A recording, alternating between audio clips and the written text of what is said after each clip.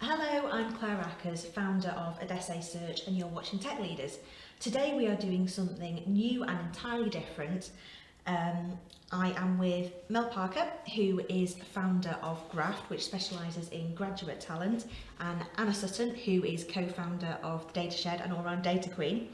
Mel and I are basically sick of the bad rap that recruiters get, and we have made it our mission to turn the tide on public opinion. As someone who's worked with both of us, Anna has agreed to give us both a good grilling. So without further ado, over to you, Anna. Hello everyone. First question, I'm using my question cards. Why did you both found your companies? Claire, I'll ask you first. So I think you reach a certain age and you want to have ownership of what you do. Mm-hmm. I was working for a boss and I'd had our second child and I was sick of working 60-hour weeks for somebody else, and quite honestly I wanted to know whether I could do it better. Absolutely. Mel, what about you? So I had run recruitment businesses for 15 years, had a baby. That's when it all really changes, as it does for most of us. And then went to work in a university for 10 years, in which I set up a recruitment business within a university. Suddenly realised that for graduates, it can be difficult to engage with businesses, and for businesses, it can be difficult to engage with universities. So I set up GRAFT to basically solve that problem. If people want to recruit graduates, then they've got a single resource, and I work with universities across the north. And then for the graduates, they've got someone with a lot of experience who can actually really help them understand how to make a compelling offer to an employer and what it is that they have. Excellent. And just tell us what GRAFT stands for, Mel. Graduate Recruitment and Future Talent. Brilliant name. Brilliant name. It came up when I was putting the kettle on, as hopefully all good names do, but thank you. And what do you think is the hardest thing about recruiting in this beautiful land of Yorkshire of ours? For me, I should probably say that Adesse Search specialises in technology recruitment, more at a senior level throughout Yorkshire. Yeah. For me, there are so many technology recruiters out there. It's so hard to differentiate. My greatest fear is being seen as a Me Too recruiter. So we work super hard to try and differentiate ourselves, come up with original, fresh and compelling content that actually adds to the community, which is exactly what this piece is hoping to do. Yeah, I have to say is, from my point of view, actually general senior level tech recruitment does tend to be a lot of white noise. So actually having a point of difference, I think, is really important. So good for you. Mel, what do you think is the hardest thing about recruiting in Yorkshire? It's retaining the talent here and making particularly graduates who might come to university here but then naturally want to gravitate back towards either the home cities or the lure of London, frankly. And London really does take not only the largest percentage of graduates but actually is very adept at getting the top tier, the top layer. So really it's making sure that graduates are aware that Yorkshire is a fantastic place to base a career and to stay. And what's the best bit about being in Yorkshire? I've been recruiting in Yorkshire for 15 years now, and honestly there has never been a better time to work in the technology sector. You've got massive companies moving up here and basing here, and you've also got so many exciting innovative startups just popping up from everywhere, and it's buzzing and it's exciting. It's a privilege to be part of it. The people. They've adopted me from the deepest, darkest northeast over, I think I've been here like 29 years, recruiting in one capacity or another throughout that time span, really aging myself there. But, I think the people are very down to earth. You can have robust conversations, candid conversations with people. And I think it's the opportunity. Yorkshire's growing. The city, the dynamism within the city is just coming to a fore. It feels, I don't know about you, Claire, but it feels really exciting. It's almost palpable.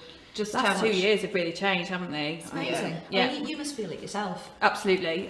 We've been going for 5 years, and I think the first 3 years we were completely under a rock doing our own thing. But actually, I think we would have noticed if it was like this. Yeah. Whereas I think the last 2 years have been absolutely buzzing and frenetic and really interesting to see what's going on in Leeds at the moment, and it's It feels really like something's exciting. building, doesn't It it? does, yeah. And there's lots of conversation happening at all kinds of different levels around the city, and I think it's going to be really interesting to see where it goes in the next 18 months, and what a great time to be part of it. Absolutely. We had a debate about whether to have a national or international focus, or whether to focus it in Yorkshire, because I've always been a national recruiter previously, and we thought, you know what, we don't need to go anywhere else. We can have all the meetings that we want to without leaving the county. And dealing with public transport. Yes. Yeah, absolutely. There's just so much to be part of, so many different conversations to be had. It's a great time to be here. Yeah. And I did the same with Yorkshire, because really GRAFT is around the retention of graduates to help build the regional economy. The only way we're going to do that is investing in our talent, and if we can't keep hold of the talent because it's being lured elsewhere. So I think for me, definitely as well, just it's so compelling to talk about Yorkshire in such a positive way. And what do you think is the most common misconception you have to fight against as recruiters? Do you want to start kick us off with this one, Mel?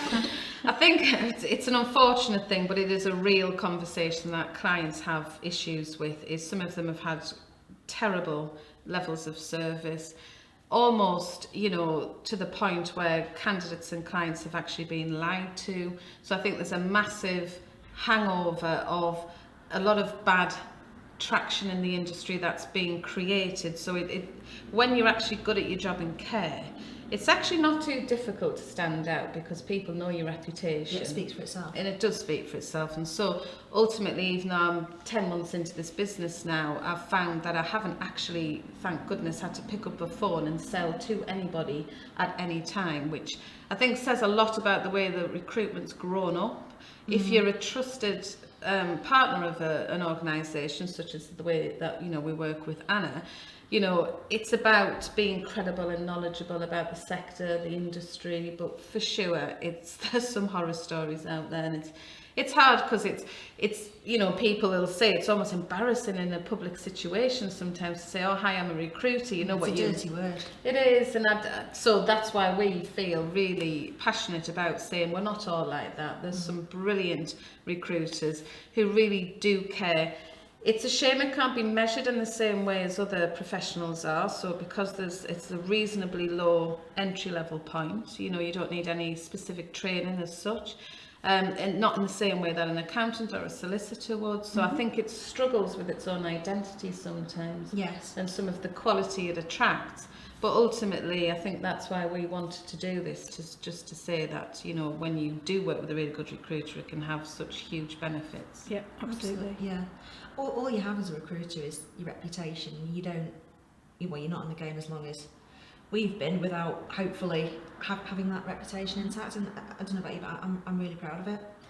I think as well, and we talked about this previously, misconception is a bit of a loaded term. Is it a misconception that recruiters have a bad reputation? Because there is a lot of horror stories, and we've experienced a number of them ourselves, and we will move on to horror stories later on, which we can all swap. But I do think that as an industry, it's earned its reputation to a certain degree. I think there is a lot of laziness in the recruitment sector, because actually some people go into recruitment without really thinking it through as a career choice. It's something they just find themselves, and actually as a result, people who do have a point of difference and who do work hard and who do understand the candidates and do understand their clients really shine. But there are a lot of recruiters out there who don't actually adhere to those principles that, you know, actually do give the rest of you a bad name. I think as well the industry is actually set up incorrectly. So the kind of 90% of recruiters will work on contingency models. So this just basically sets about such a uber competitive state of mind. And if a client, for example, you know, doesn't give exclusivity as much as they can do to a recruiter they have a valued and trusted relationship with, it sets off the pack of wolves. And I just don't think there's anything good to come from that. Totally agree with you, and this is one of the points that I wanted to make. It's rewarding the wrong behaviour. If, for example, I know we're going to come onto this point later, but I just want to mention it now as we come on. If a client briefs a preferred supplier list, a PSL, 4 or 5 agencies, and goes, right, go, it's that whole ethos of fastest finger first, and it's a case of who gets the CV first to the client, often without speaking to the candidate.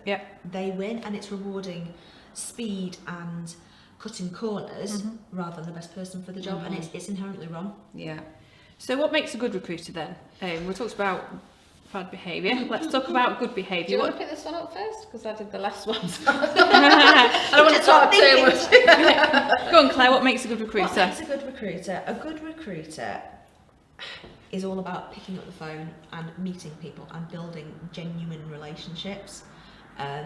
We've talked before about authenticity, and I think if you genuinely believe in the value what you are adding to clients and the life-changing opportunities you're putting in front of potential candidates, I think that comes through and people resonate with that, and that's when you get the gold. That's when you get the good relationships, and you make the matches that are actually going to change people's lives. And that's so rewarding. And then you have to feel that responsibility, because it is a responsibility. People, candidates and clients come to you in good faith to add some value to what it is they're trying to achieve. And if you don't responsibly deal with that, you know, it's people who are going to be affected by the behaviour that you create, frankly. I also think a good recruiter is somebody who knows the worth of a recruiter, because to me, and I'm sure you'll agree with me, sourcing is practically obsolete. You know, there's algorithms can be set to do vast chunks of the recruitment process on an automated level. So what you have to think about is the future proof of the industry. And do you really believe that an algorithm though can replace? Well, no, I don't, because it's what will people come to recruiters for? It's building talent pipelines that haven't got access to. It's building talent pipelines which are not openly on the job market, constantly searching. And the only way to do that is the old-fashioned way, where you build up true relationships with people, not through cold calling, not through dropping people insignificant messaging on LinkedIn with the wrong first name because you've used some software to contact them. I can tell Yeah. you. You're pulling faces, Anna. From yours, let me put the question back to you. As a client, who's Absolutely. What would you be looking for as a good recruiter? So I think the thing for me as a client, a recruiter just saves me so much time. And working with a bad recruiter costs me so much time. So interviewing processes are extremely time consuming. I mean, as we were discussing earlier, we've grown from 8 to 32 in the last 24 months. And we interview more than one person for every job, and we interview everybody more than once. And interviewing a bad candidate, you can't just go 10 seconds, kick them out. I mean, well, some people can, but I certainly wouldn't. I have manners. I was brought up correctly. And you know, you need to give people time to warm up and shine. And interviewing the wrong candidate or somebody who is so far off the mark is such a waste of time, effort, and energy.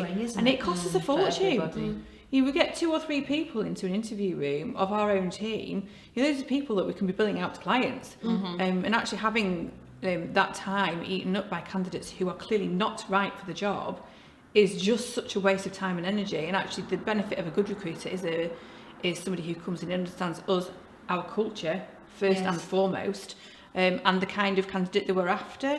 And it isn't necessarily about the CV, it's about the cultural fit. And how no algorithm can do that, not at all.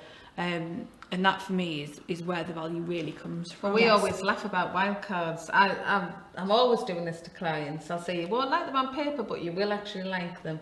But I think for clients, the one thing I would say as well is it amazes me how people enter into such a relationship, such a important relationship, without doing kind of due diligence checks on the recruitment companies they're using.